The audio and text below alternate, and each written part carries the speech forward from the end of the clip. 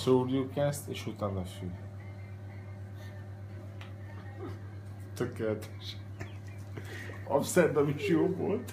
Szállda alatt egy kis fika. Figa? Nem kell. Tudod, segítőt kivettek és lett voltak. Ugye?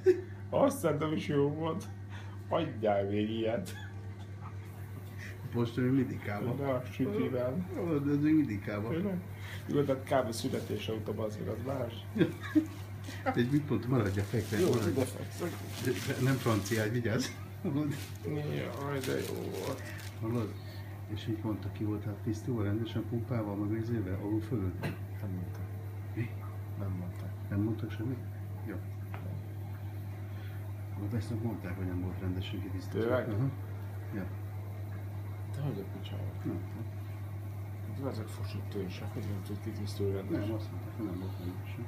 De amiket nem mondták, akkor? Ja. És mi van minden rendben? Ja, mondtad, hogy minden rendben azért vagy. Amikor gyerekek voltunk, akkor volt egy buzicsávó, és a kullával játszott, hogy kibehúzódott, lehet, hogy a Gabesz is. Nem engedte el. Mondtad, hogy rendben van minden. Igen? Kabúzó vagy tényleg van?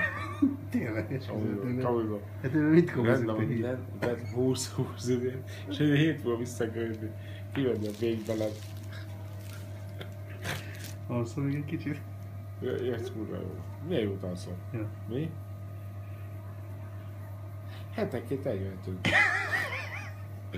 Azt mondja, én semmit nem érzem. Semmi, hát persze. Hát csak a szó Szó lesz. szerint semmi. Ja. Csak a szó Egy jó szó. Tehát egy fállás semmi. Ja. Ez kurva. Ja.